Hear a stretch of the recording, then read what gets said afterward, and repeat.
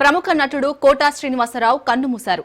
కొన్ని రోజులుగా అనారోగ్యంతో బాధపడుతున్న ఆయన తెల్లవారుజామున ఫిలిం నగర్లోని తన నివాసంలో తుదిశ్వాస విడిచారు.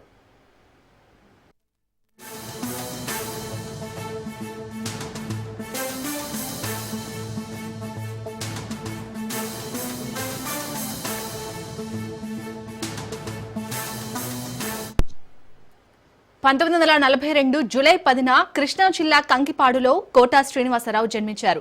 1978లో ప్రాణం ఖరీదుతో సినీ రంగంలోకి అరంగేట్రం చేశారు. 4 దశాబ్దాల సినీ ప్రయాణంలో ఎన్నో విలక్షణ పాత్రలు పోషించారు. 750కి పైగా చిత్రాల్లో నటించారు.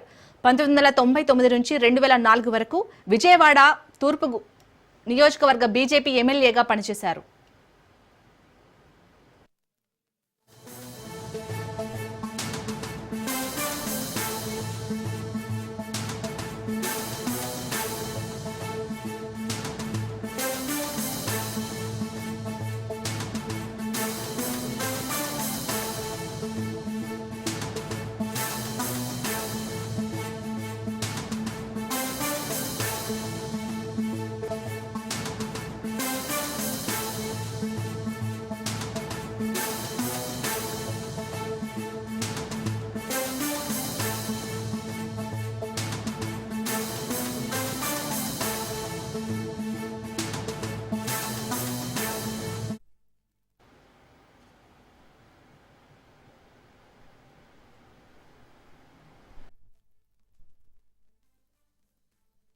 నాలుగు దశాబ్దాల పాటు తెలుగు చిత్ర పరిశ్రమలో హాస్య నటుడుగా, విలన్ గా ఏ పాత్రనైనా తన తరహాలో పోషిస్తూ 2 రాష్ట్రాల ప్రజల గుండెల్లో ఉన్న కోట శ్రీనివాసరావు మృతి నిజంగా చాలా దిగ్భ్రాంతికి గురి చేసింది. వారు నటుడే కాకుండా రాజకీయాల్లోకి వచ్చి 99లో నాతో పాటు ఎమ్మెల్యేగా ఉండే చాలా మంచి వ్యక్తి. ఎక్కడ కలిసినా మంచిగా పలకరిస్తూ వారి యాక్టింగ్ కూడా నిజంగా ఆహానా పిల్లలు అనిపిస్తాయి. మనకెళ్ళి వారు నటించిన సినిమా బయట తీస్తుంటే నిజంగా బాధ అనిపిస్తున్నది. వారు లేరంటే నమ్మలేకపోతున్నాం మనం.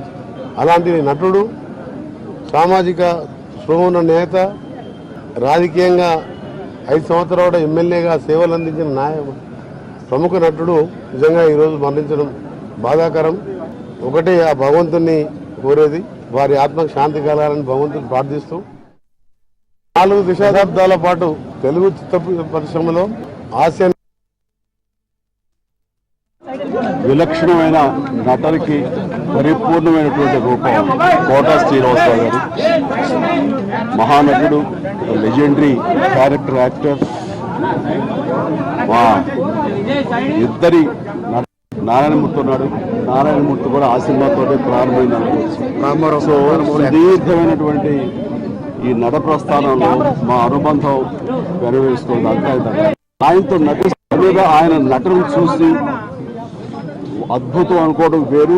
వ్యక్తిగతంగా 1-to-1 కూర్చున్నప్పుడు ఆయన చేసే చమత్కారాలు కానీ, చెప్పే జోకులు కానీ అవి ఆద్యంతో చాలా ఉత్సాహపరుస్తుంది. అయితే షూటింగ్ ఉందంటే కనుక ఇవాళ కోట శ్రీనివాసరావు గారు ఉన్నారు, ఇవాళ చాలా హుషారుగా బాగుంటుందని ఉత్సాహంతో వెళ్ళేవాళ్ళం.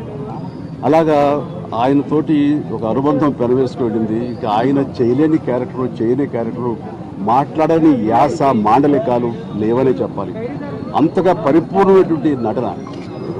నాటక రంగం నుంచి వచ్చి సినిమా రంగంలో తనకంటూ ప్రత్యేకమైన స్థానం ఏర్పరచుకున్నటువంటి గొప్ప నటుడు. ఆయనతోటి నాకు ఎన్నో సినిమాల అనుబంధం ఉంది. ప్రతి సినిమా ఒక్కొక్క అద్భుతమైనటువంటి నాకు ప్రత్యేకం. అండ్ అలాంటి మా కోట శ్రీనివాసరావు గారు ఈ రోజున లేరు అనుకోవటం అనేది నిజంగా చాలా తీరని లోటు.